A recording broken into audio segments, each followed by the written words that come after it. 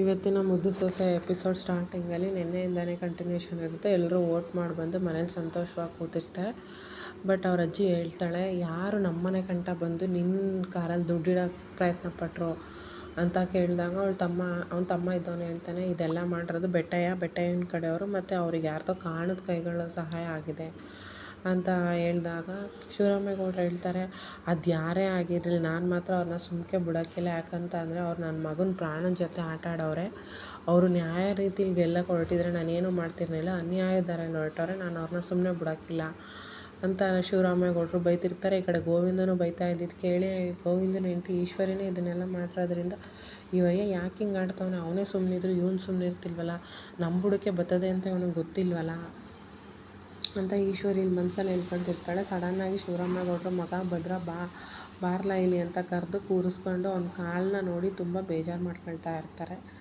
Next ಸೀನಲ್ಲಿ ಕ್ವಾಟ್ಲೆ ಮತ್ತು ಭದ್ರ ರೂಮಲ್ಲಿ ಕೂತಿರ್ತಾರೆ. ರೂಮಲ್ಲಿ ಕೂತು ಭದ್ರ ಫುಲ್ ಸಂತೋಷವಾಗಿ ಕ್ವಾಟ್ಲೆನ ಎತ್ಕೊಂಡು ಅವನಿಗೆಲ್ಲ ಮುತ್ತೆಲ್ಲ ಕೊಡ್ಕೊಂಡು ಸಂತೋಷವಾಗಿರ್ತಾನೆ.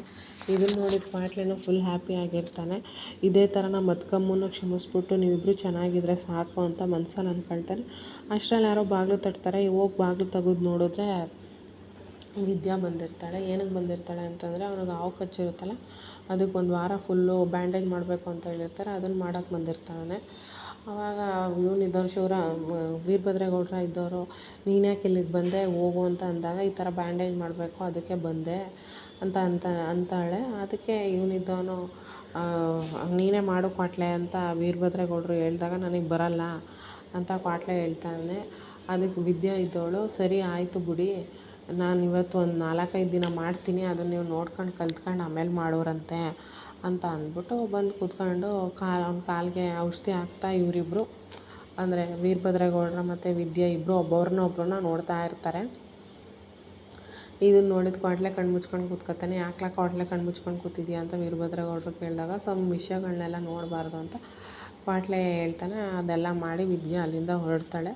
ನೆಕ್ಸ್ಟ್ ಸೀನಲ್ಲಿ ವಿದ್ಯಾ ಶೆಡ್ಡಲ್ಲಿ ಕೂತ್ಕೊಂಡು ಸೊಬ್ಬುಡಿಸ್ತಾ ಇರ್ತಾಳೆ. ಸಡನ್ನಾಗಿ ಅವಳ ತಂಗಿ ಕಾಲ್ ಮಾಡಿ, ಅಕ್ಕ ನೀನು ಸಪ್ಲಿಮೆಂಟ್ರಿ ಎಕ್ಸಾಮ್ ಬರೀಬೇಕು ಅಂತಿದ್ದಲ್ಲ, ಅದು ನೆಕ್ಸ್ಟ್ ತಿಂಗಳು 3ನೇ ತಾರೀಕಿಂದನೇ ಇರೋದು, ನೀನು ಆದಷ್ಟು ಬೇಗ ಈ ಎಕ್ಸಾಮ್ ಬರೆಯೋಕ್ಕೆ ರೆಡಿ ಮಾಡ್ಕೊ, ನೀನು ಈಗ ಎಕ್ಸಾಮ್ ಬರೆದ್ರೆ ನೀನು ಖಂಡಿತ ಡಾಕ್ಟ್ರ್ ಆಗ್ತೀಯಾ ಅಂತ ಹೇಳ್ತಾಳೆ. ಇದನ್ನು ಕೇಳಿಸ್ಕೊಂಡಿದ್ದು ವಿದ್ಯಾ, ಹೆಂಗಾದರೂ ಮಾಡಿ ಎಕ್ಸಾಮ್ ನಾನು ಬರೀಲೇಬೇಕು, ನನಗೋಸ್ಕರ ಇಲ್ಲ ಅಂತ ಅಂದರೂ ಗೌಡ್ರಿಗೋಸ್ಕರನಾದ್ರು ಬರೀಬೇಕು ಅಂತ ಇವಳಿಲ್ಲಿ ಆಲೋಚನೆ ಮಾಡ್ತಿರ್ತಾಳೆ. ಇನ್ನು ನೆಕ್ಸ್ಟ್ ಸೀನಲ್ಲಿ ಈ ಕಡೆ ಚಂಪುನಿಗೂ ಇವಾಗ ಸ್ವಲ್ಪ ಸೀನ್ಗಳು ಕೊಟ್ಟಿದ್ದಾರೆ.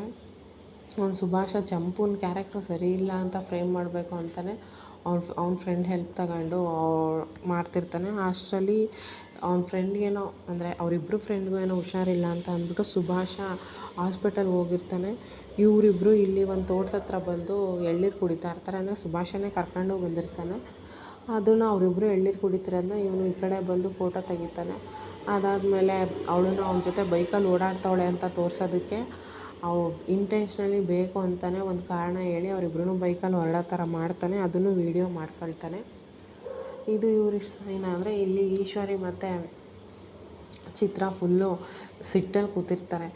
ಏನಮ್ಮ ಹಿಂಗಾಯಿತು, ಎಲ್ಲ ನಮ್ಮ ವಿರುದ್ಧನೇ ಆಯ್ತೈತೆ ಅಂತ ಹೇಳಿದಾಗ ಈಶ್ವರಿ, ಆ ಲೆಟ್ರನ್ನ ಮುಚ್ಚಿಟ್ಟು ತಪ್ಪು ಮಾಡಿಬಿಟ್ಟೆ, ನಾನು ಹೇಳ್ದಂಗೆ ಕೇಳ್ಕೊಂಡು ನನ್ನ ಕಾಲಡಿಯಲ್ಲಿ ಬಿದ್ದಿರ್ತಾಳೆ ಅಂತ ಮದುವೆ ಮಾಡ್ಕೊಂಡ್ರೆ ಈಗ ನನಗೆ ಹಿಂಗೆ ಮಾಡ್ತಾವಳೆ ಆ ವಿದ್ಯಾ ಅಂತ ಈಶ್ವರಿ ಇವರಿಬ್ಬರು ಮಾತಾಡ್ತಿರ್ತಾರೆ.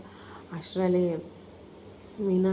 ವಿನಂತಿ ಅಮ್ಮ ಸಾವಿತ್ರಿ ಬಂದು, ನನಗೆ ಗೊತ್ತು ನೀವು ಅವಳ ಬಗ್ಗೆನೇ ಮಾತಾಡ್ತಿದ್ದೀರಾ, ನಾವೇನಾದರೂ ಅವಳ ಮಗಿನ ಇಲ್ಲಿಗೆ ಬರೋಕ್ಕೆ ಬಿಟ್ರೆ ಅವಳ ಆಮೇಲೆ ಈ ಹಟ್ಟಿ ಒಳಗಡೆಗೆ ಬರೋಕ್ಕೆ ಸಾನೇ ಹತ್ರ ಆಗ್ಬಿಡ್ತದೆ, ಆ ಮಗಿನ ಸಾಯಿಸಬೇಕು ಅಂತ ಇವರೆಲ್ಲ ಪ್ಲ್ಯಾನ್ ಮಾಡ್ತಾರೆ. ಅದು ಇವತ್ತಿನ ಅಪ್ಡೇಟು. ನಾಳಿನ ಅಪ್ಡೇಟಲ್ಲಿ ಇವರು ವೀರಭದ್ರೇಗೌಡರು ವಿದ್ಯುನ್ ರೂಮ್ ಹತ್ರ ಬಂದು ಅವಳಿಗೆ ಹುಣಸೆ ಹಣ್ಣನ್ನು ಕೊಡ್ತಾರೆ. ಅದು ನಾಳಿನ ಎಪಿಸೋಡ್.